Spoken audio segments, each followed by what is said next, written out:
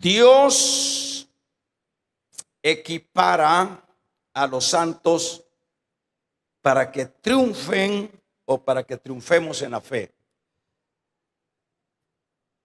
Dios provee a los santos para que podamos triunfar en la fe. Eso es lo que vamos a hablar. Dios equipara. Siempre es importante que retomemos un poquito de lo que ya hemos hablado. Pedro se ha dirigido a la iglesia a la cual, está atendiendo a través de estas cartas. Y se ha dirigido a él como Simón, decíamos, y luego Pedro y seguido esclavo.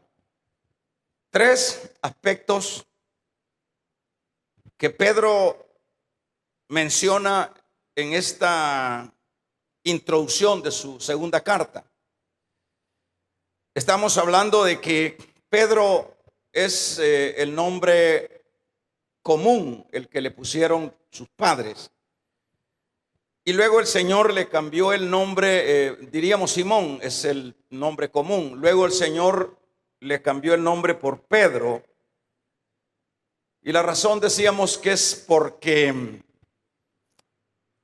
lo que significa Simón es una cosa muy aguada, muy frágil, muy inestable. Algo así los adjetivos de lo que significa Pedro. En términos así bien prácticos es caña débil. Eso significaba Simón. Pero el Señor no quería un débil, quería cambiar el carácter de este hombre. Y esa es la razón por la cual le pone Pedro. Le dice, tú ya no te llamarás Cefas o Simón, sino que te llamarás Cefa, que también significa Pedro. Y eso de Pedro lo que significa en sí es piedra, ya es algo duro. Eso lo aplicábamos a la manera de que todo esto pues es un mensaje para la iglesia de todos los tiempos. Que quiere Dios que seamos ya no el mismo cuando nacimos en lo natural, sino que ya seamos consistentes en lo que es la vida nueva. Y eso es lo que Pedro está mencionando. Por eso, de esa manera, él se dirige a los destinatarios. Y lo tercero es esclavo. Cuando habla de esclavo, está diciendo Simón, el caña, el débil, que pasó a ser Pedro, igual piedra.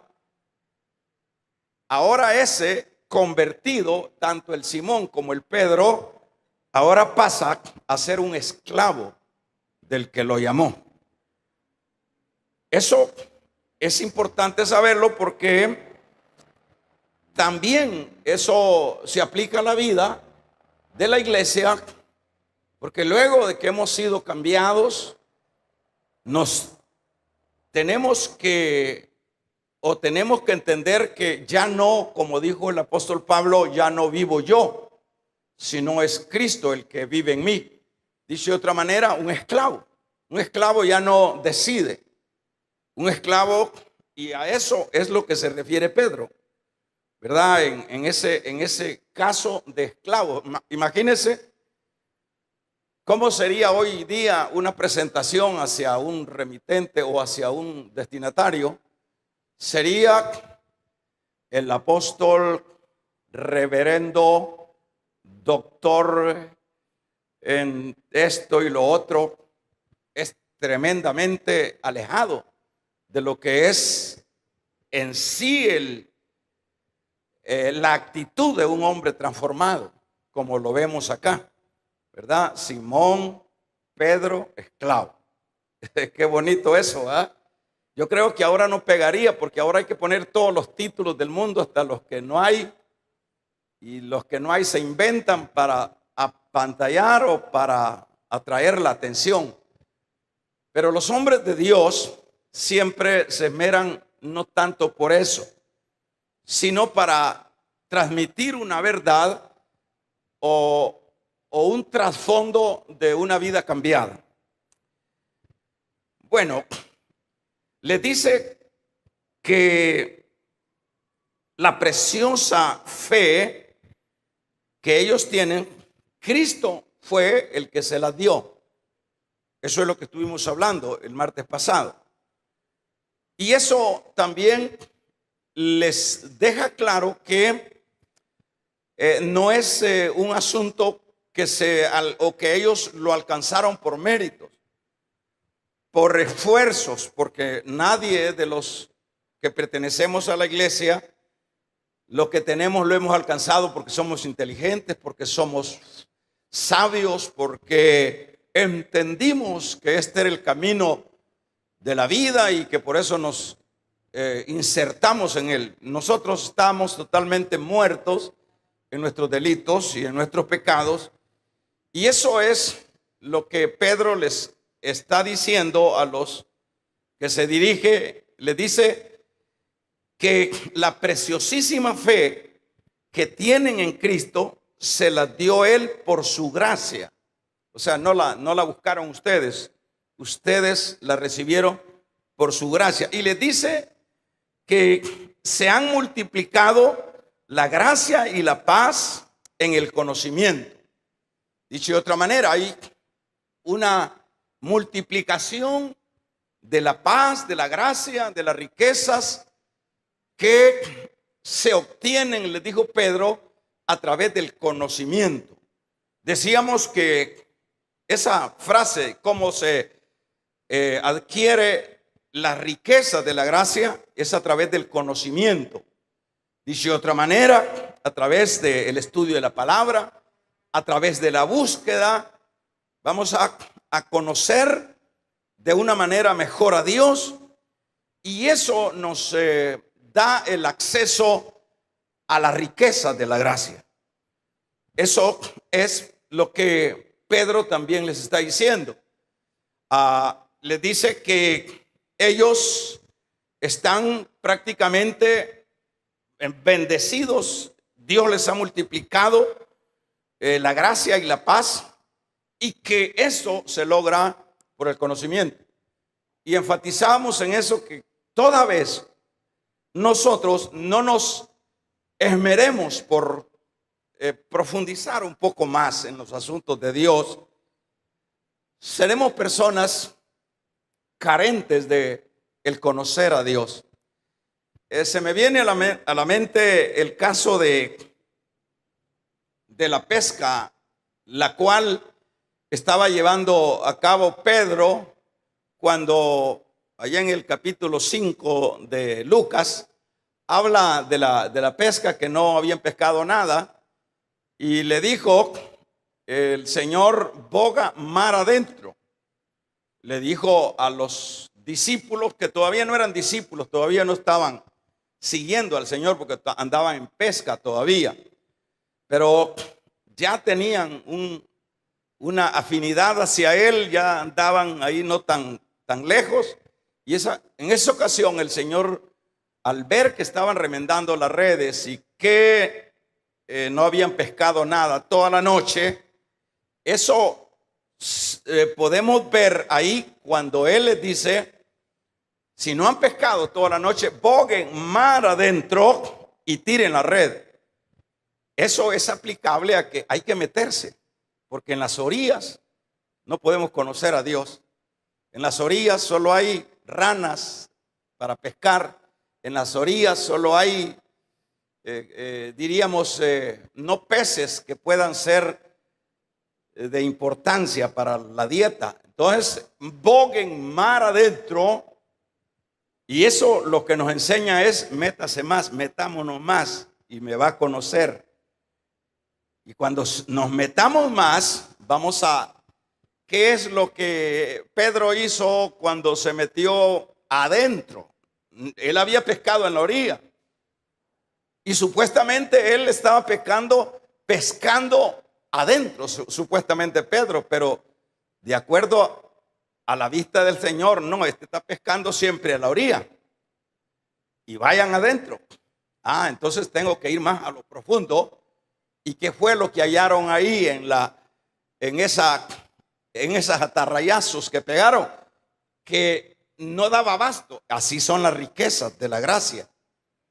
Así son las riquezas. Es decir, cuando se mete la persona, ese va a ser el creyente que va a tener la palabra sabia, el creyente que va a tener prudencia, el creyente que va a ser humilde, el creyente que va a honrar a Dios, el creyente que va a dejar todas esas cosas que nos afean y sucesivamente. Así que eso es lo que ahora, a continuación, decíamos que lo que vamos a hablar en este versículo 3 es: Dios equipara a los santos para que triunfen o para que triunfemos en la fe.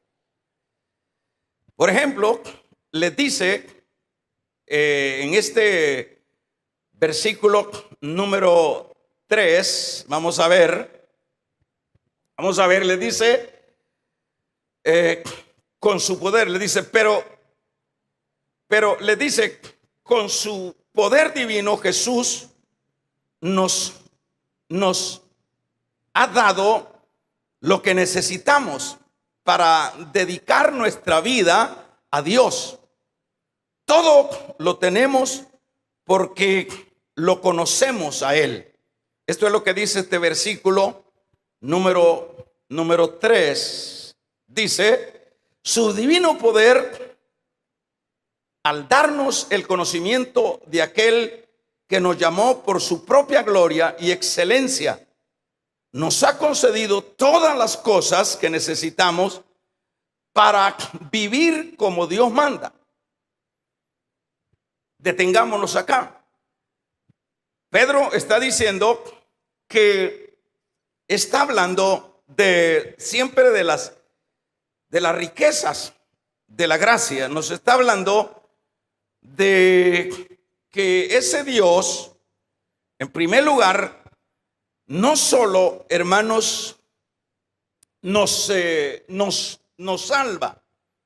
Nuestro Dios no solo nos salva del poder del pecado.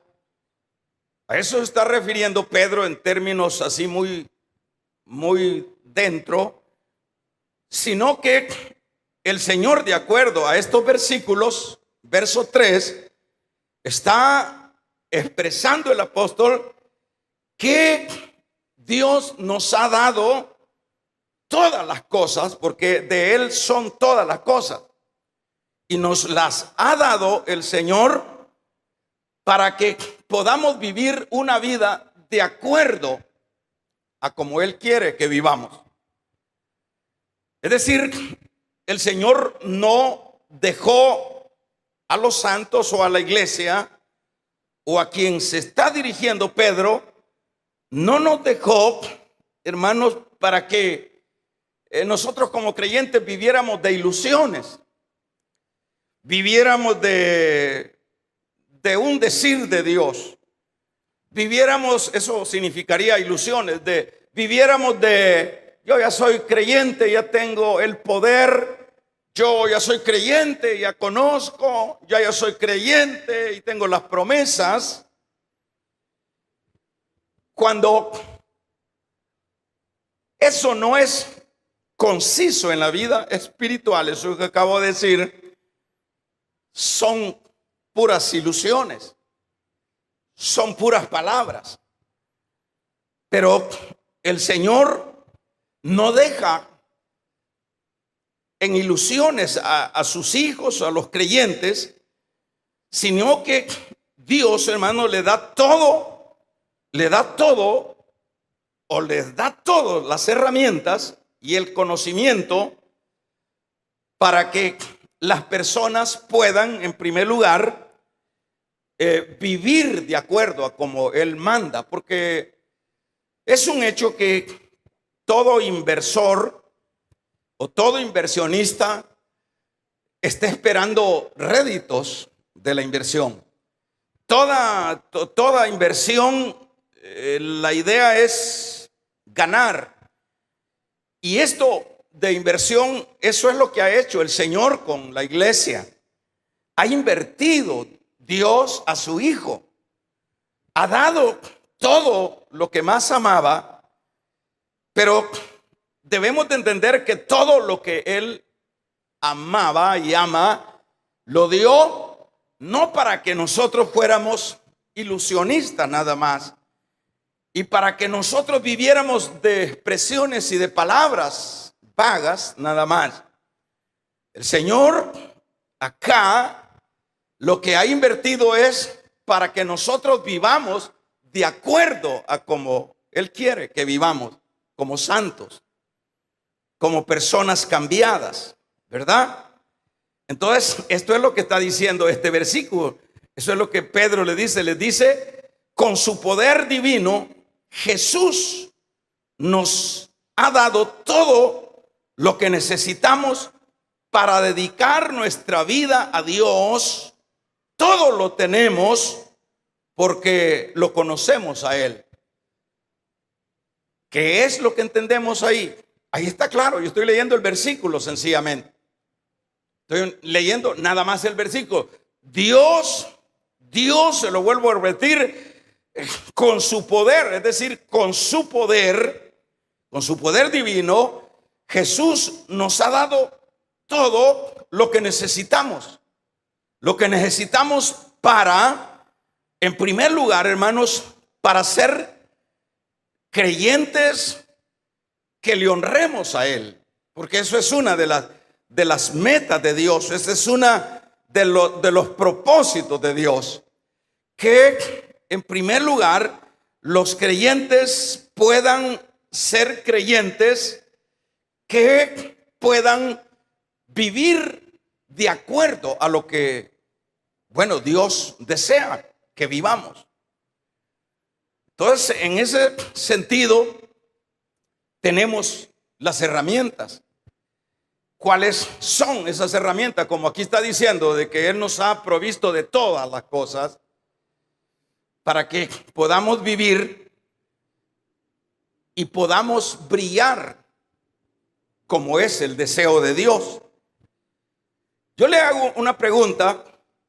Sus hijos, los que son padres, ¿qué es lo que como padres nosotros proveemos o proveemos para que ellos se destaquen, para que ellos surjan, para que ellos brillen, para que ellos logren sus sueños, para que ellos pasen de ser del montón y sean personas de bien en los aspectos puramente seculares, en los aspectos espirituales, en cualquier campo? ¿Qué es lo que hace un padre para con los hijos? El padre que quiere, el padre que ama a los hijos, el padre que hermano desea lo mejor para sus hijos, les da las herramientas para ello. Les provee, por ejemplo, les provee los medios de acuerdo a sus capacidades para que se destaquen, para que saquen sus estudios, para que logren ser personas que surjan dentro de un mundo acomodado.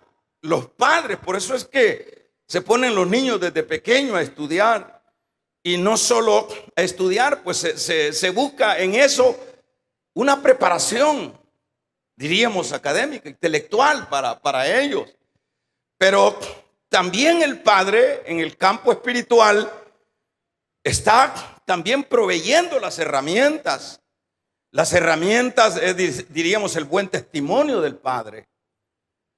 Le está proveyendo los buenos hábitos del padre. Le está enseñando la perseverancia en las cosas de Dios. Le está enseñando la honestidad en las cosas de Dios.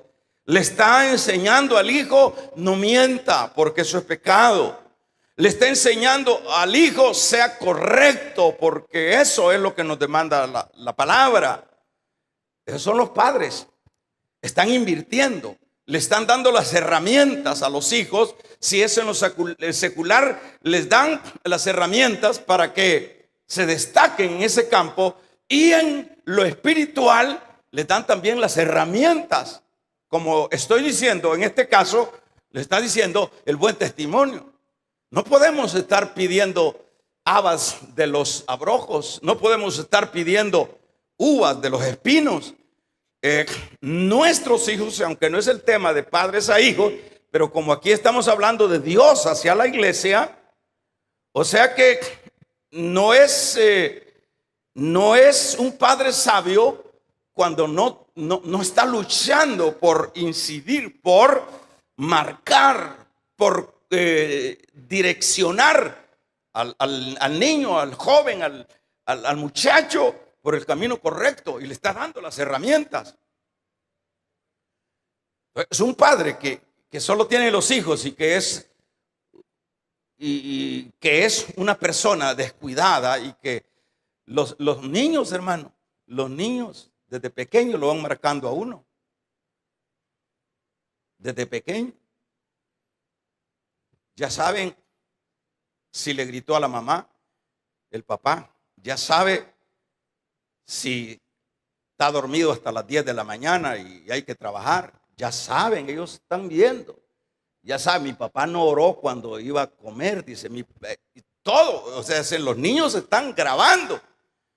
Y por eso es que el padre tiene que andar abusado. Por eso es que el padre anda de estar listo. Dice, mi papá no fue a la iglesia tal día. Ellos se hacen los locos, pero marcan. Mi papá aquí estuvo viendo televisión y el gran culto allá. Y ellos también.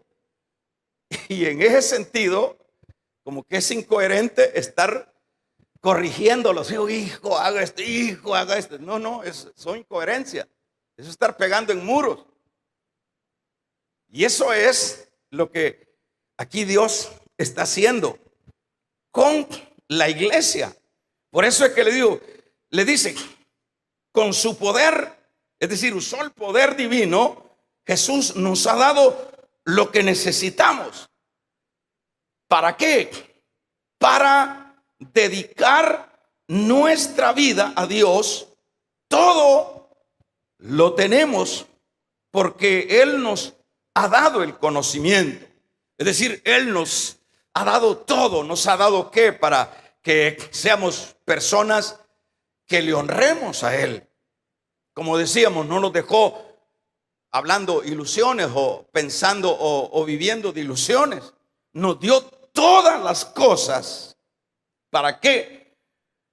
Para que brillemos, para que le honremos. Claro que no se puede vivir de ilusiones.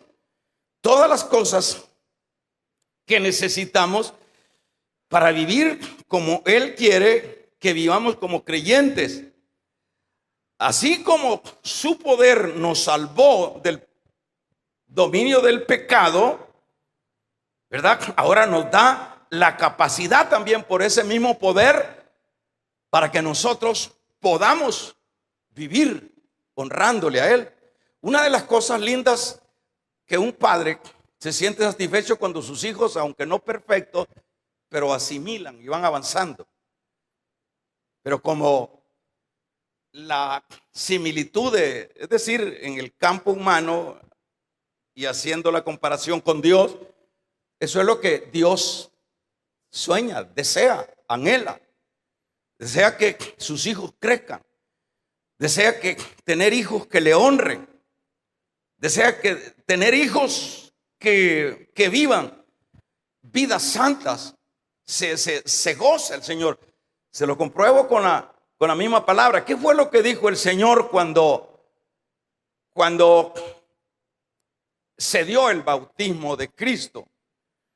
Dice que luego de que se posó el Espíritu Santo a manera de paloma en la cabeza del Señor, luego dijo que hay una voz y dijo, este es mi Hijo amado. ¿Y qué más dijo? En quien tengo contentamiento. Una de las cosas.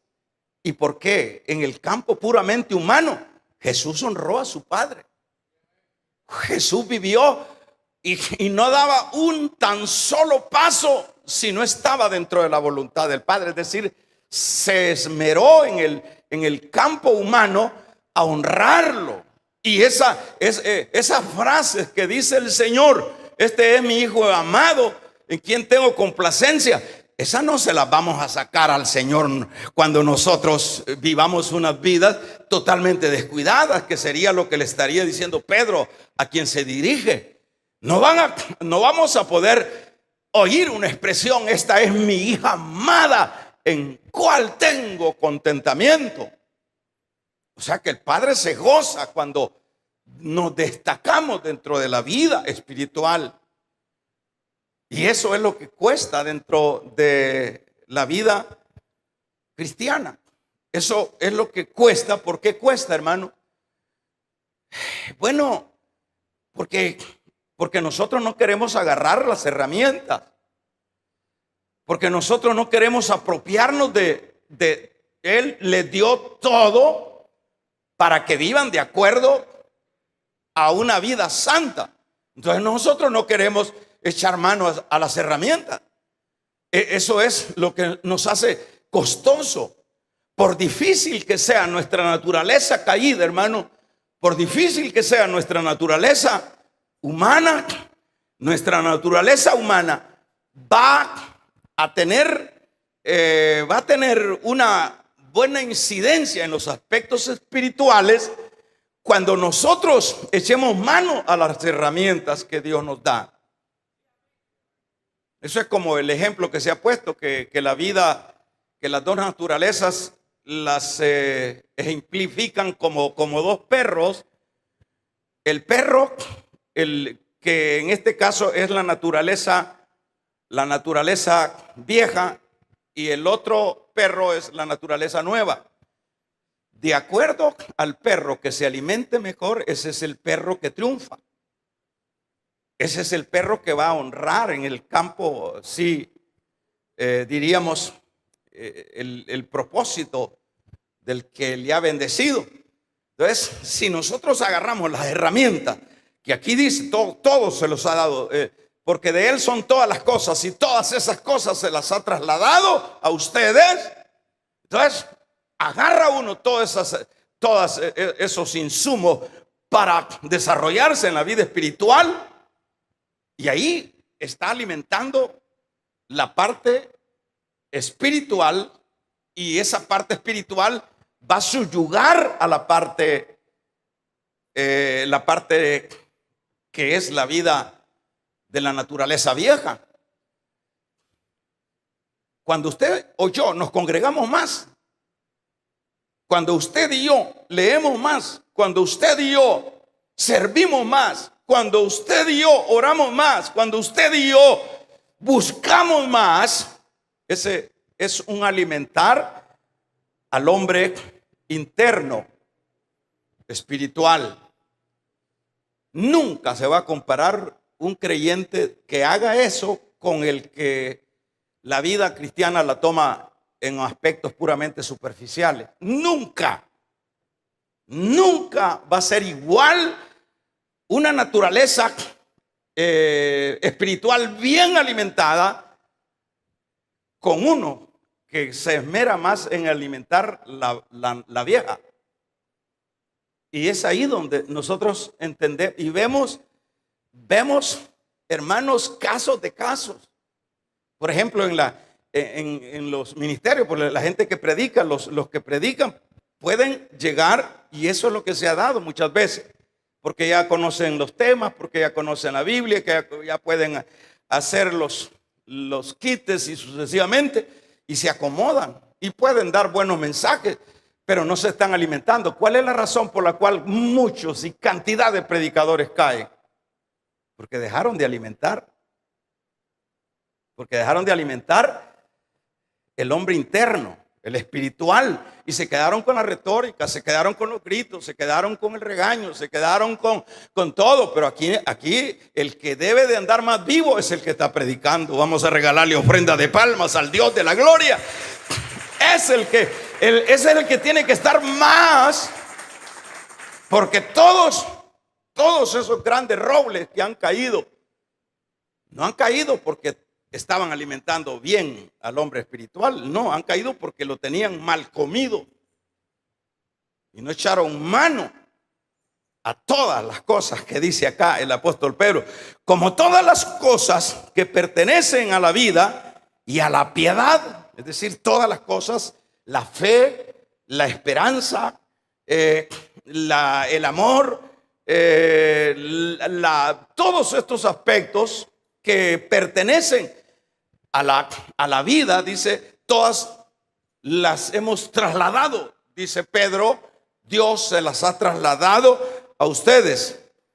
Todas estas cosas por su divino poder, mediante el conocimiento de aquel que nos llamó. En este caso, entonces necesitamos echar mano. Si usted, por ejemplo, yo siempre lo digo, hermano, echemos cuenta cuántas horas oramos. Mire que eso es una bendición, lo que Dios nos puso hace algunos años con respecto a los guerreros de Jesús. Eso es una gran bendición y eso es de seguirlo implementando, porque uno así a la pura buena es difícil, hermano, pero cuando por lo menos ya lo enmarcan, ya uno dice, no, cuando entregue este papel voy a reflejar en que sea unos 10 minutos cada día, eso ya cuenta. Pero cuando no nos están aguijoneando, cuando no nos están empujando, no, hermano, si yo soy de aquí y usted también es igual que yo, entonces todos carecemos de acomodamiento. Que se oiga un amén, iglesia. Entonces, ¿qué es lo que necesitamos? Meternos. ¿Cuántos tienen su papeleta de guerreros de Jesús, hermano? ¿Qué significa guerreros de Jesús? Levante la mano los que tienen su papeleta, hermanos. Amén, amén. Dios les bendiga y eso es bueno. Eso es bueno. Por ejemplo, al final del trimestre, a mí me entregan los pastores y me dicen, mire, aquí está uno que con su grupito que se sumaron, llegaron a orar. ¿Cuántas, hermanos, los que han orado más? Hermano Rubén. No, pero en horas. Ah, sí, 23 días. O sea que de acuerdo a por lo menos hay 900 horas de oración. Llámele 20 días de oración. Pero si no se busca ese método, nadie ora. A ver, la gente no quiere orar. Así que bendito Dios por lo que Dios nos va poniendo. Vamos a regalarle otra ofrenda de palmas al Dios de la gloria. Que se oiga un poderoso amén. Entonces, hermanos, vamos a ver, la vida santa proviene del conocimiento. ¿Del conocimiento qué? Del conocimiento que tengamos nosotros de las herramientas que Dios nos ha dado. De ahí proviene. Ah, esto me sirve. ¿Verdad? Como decíamos, el ser santos nos asimilamos, como dice Pedro acá, a la naturaleza divina. Eso es lo que Dios quiere, naturaleza divina. Vamos a ver, un tercer aspecto es, con estas herramientas podemos mantenernos firmes, que es otro aspecto. El primero que toqué es el honrar a Dios. Sí, honrar a Dios, el vivir en santidad es honrar a Dios con las mismas herramientas. Pero con todas estas otras herramientas, con estas mismas herramientas, esto nos sirve como, por ejemplo, nos dice, así Dios nos ha entregado sus preciosas y magníficas promesas para que ustedes, luego de escapar de la corrupción que hay en el mundo, debido a los malos deseos, lleguen a tener parte en la naturaleza divina.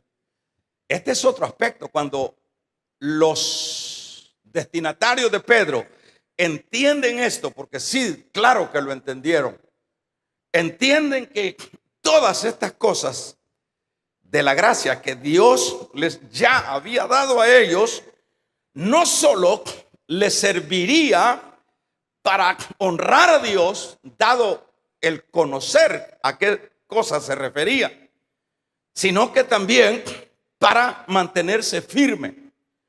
Por ejemplo, estas herramientas, la fe, por decir algo. que están dentro de ese combo. ¿Quién se va a mantener firme en medio de un mundo de tentaciones?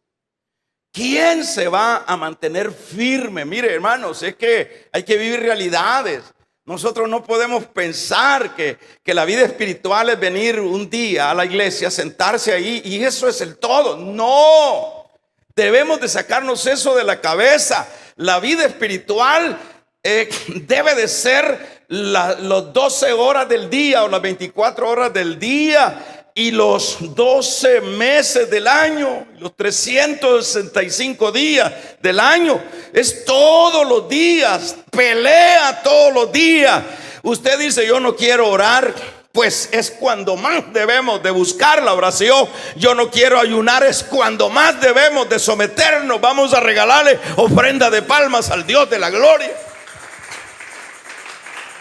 Porque el problema es que la gente dice, es que fíjese que yo no siento ayunar, no siento orar, yo no siento servir. Nunca va a sentir, porque la naturaleza vieja, el perro que se ejemplifica como la naturaleza vieja, ese es el que está alimentándose con la televisión, con el chat, con toda la basura del mundo.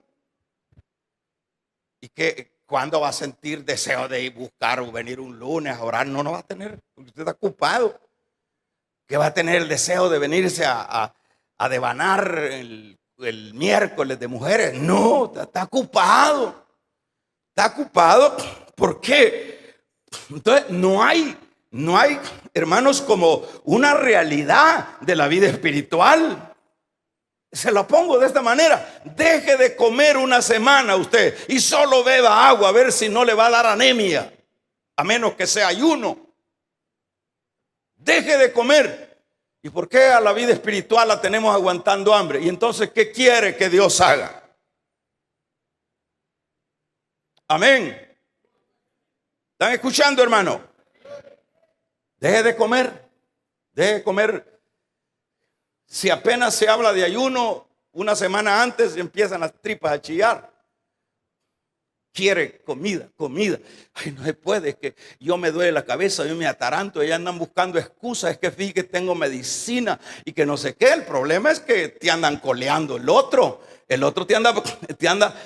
anda insinuando que te hace daño, que no sé qué. Yo conocí un hermano que me dijo, mire hermano, yo eso sí no puedo porque yo padezco de ese asunto de úlcera.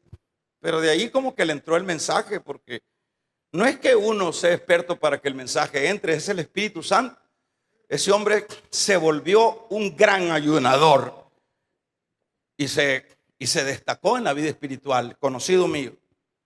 Me dijo, gracias hermano, me dijo, porque yo estaba bien enmarcado, que como yo tenía gastritis, yo no podía ayunar. Y mire, tremendo. Así que el segundo aspecto es ese. Para que podamos mantener firmes en medio de las tentaciones, en medio del pecado. Si aquí te sobra, si aquí andamos, hermanos, y aquí andamos. Si usted cuando menos se acuerda, está la pornografía en este aparatito. Cuando menos se acuerda, aquí está cualquier cosa. Este es los espejos ahora de Satanás de este tiempo. Aquí está todo. Hay pastores que por medio de este aparatito se han vuelto pornográficos. Es decir, aquí está todo. Pero ¿cómo usted o yo vamos a poder mantenernos firmes? Amén. Firmes en un mundo lleno de bacterias espirituales. Es, hermanos, echando mano a las herramientas que Dios nos ha dado para que podamos pelear la buena batalla de la fe. Que se oiga un poderoso amén. Y es la única. Eso es lo que está diciendo, se lo voy a leer. Así que Dios nos ha entregado sus preciosas y magníficas promesas. Verso 4. Para que ustedes, luego de escapar de la corrupción que hay en el mundo, debido a los malos deseos, lleguen a tener parte en la naturaleza divina. Ese es el deseo de Dios. Que lleguemos a tener parte en la naturaleza divina. Nosotros, ese es el trabajo. Ahora, yo finalizo con el versículo 5, que es hasta donde leímos. Vamos a ver, Dios nos ha dado todas las cosas, ¿verdad? ¿Para qué? Para triunfar tanto en la obediencia y en el honrar a Dios, como también para triunfar sobre el pecado y sobre las tentaciones, ¿verdad? Pero es un hecho que el creyente tiene que hacer lo suyo. Eso es lo que dice el versículo 5. El creyente tiene que hacer lo suyo. Ahí exactamente es lo mismo que yo he predicado por años. Dios no va a hacer lo que a mí me corresponde hacer. Dios no va a hacer, nunca va a hacer. Dios no va a poner, no me va a agarrar de las orejas. Orá, burro, orá, duro, orá. No, Dios no te va a agarrar de las orejas para que ores.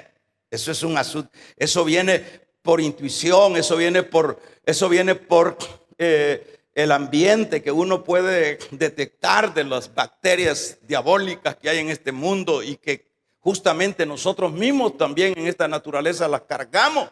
Nos bañamos con ella, dormimos con esta naturaleza caída, pero Dios nunca te va a decir, hoy tenés que ayunar. Nunca te va a andar metiendo Dios a ayunar. Es más, cuando le dijeron los de Juan, mira, ¿y por qué? O los fariseos, ¿por qué los discípulos de Juan y los fariseos ayunan y esos tuyos solo comiendo y comiendo y solo así viven comida tras comida, no dejan de comer? ¿Y qué fue lo que le dijo el Señor? Vendrán días cuando ayunarán. Vamos a regalarle ofrenda de palmas al Dios de la gloria. El Señor no nos puso a ayunar a los... Búsqueme ahí en la Biblia si dice, ahora discípulos vamos a ayunar esta semana. Él no los puso a ayunar. Él no te va a poner a ayunar. Eso es cosa tuya. ¿Qué fue lo que dijo? Los que están de boda no pueden estar ayunando. Dijo. Pero sí vendrán días, dijo, cuando ayunarán. ¿Y cuándo fue que ayunó? Cuando sintieron la carga, cuando sintieron los diablos encima, cuando sintieron que no había otra forma de escaparse, ellos se metían en el ayuno, ellos buscaban a Dios en ayuno y Dios les hablaba. Dios no va a hacer lo que a mí me corresponde. Si hay vigilia, Dios no te va a agarrar de las orejas si te vas a venir con la vigilia. No, eso es cosa de que, eso es muy de uno. Uno dice, no, es que a mí me hacen daño los desvelos hacen daño.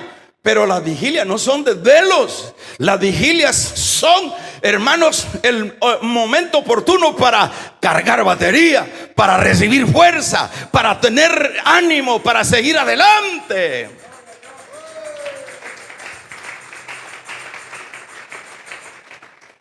¿Qué es lo que dice el versículo número 5? Vosotros también, poniendo toda diligencia, papá. Poniendo toda diligencia. Es decir, ponete vivo. Porque yo no te voy a venir a obligar. Y luego dice, poniendo toda diligencia. Por tanto mismo, añadid a vuestra fe virtud. Y a la virtud conocimiento. Eso es cosa tuya. Y el conocimiento, dominio propio. Y al dominio propio, ¿qué más? ¿Qué más? Paciencia. Y a la paciencia, eso es cosa de uno. Pone diligencia, es cosa tuya. Tú decides cuántas horas vas a orar en el mes. Tú decides cuánto querés congregarte. Eso es cosa tuya. Tú decides si quieres servir o no. Eso es cosa tuya. Por eso decíamos que Dios no va a hacer lo que a mí me corresponde hacer.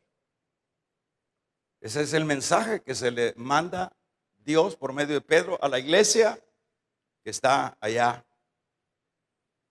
llevando ahora una situación de desánimo, de síntomas de pecado, síntomas de poca fe y acechada por las falsas enseñanzas. El trasfondo de esta carta eso es. Pero mire qué lindo cómo Dios está retroalimentando a la iglesia.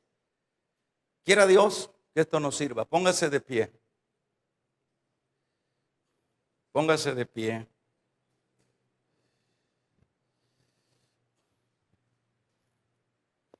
Quiera Dios que esto nos sirva. ¿Y qué pensó usted que Dios le iba a decir? Hijita, porque así dicen algunos, ¿verdad? Me despertó el Señor a que orara. No, el Señor no te va a despertar a que ores. Es que fíjate que un zancudo no me dejaba dormir, era Dios, no, ese era el zancudo. Dios no va a usar un zancudo, por eso somos personas hechas a su imagen y semejanza. Por eso somos personas que tenemos la mente de Dios. Y Él no puede andar usando zancudos ni sueñidos, sueñosidos que le dicen. Vamos a orar. Padre, te damos gracias, te agradecemos por tu amor.